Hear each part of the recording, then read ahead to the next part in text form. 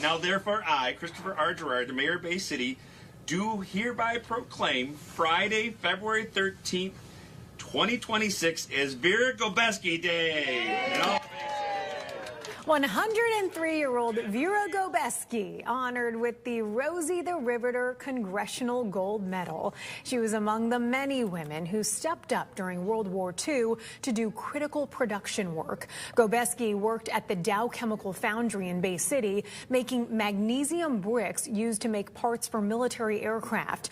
Those who helped coordinate the award say it's important to highlight these women's role in World War II.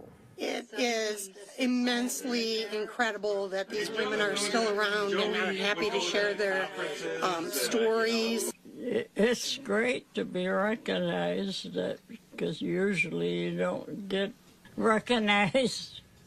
She is wonderful. Michigan Rosies is an all-volunteer nonprofit dedicated to honoring the women of World War II. Next month, the state will mark Rosie the Riveter Day with a ceremony at the Capital Region Airport in Lansing to celebrate women in manufacturing and the World War II Rosies who opened the door for them.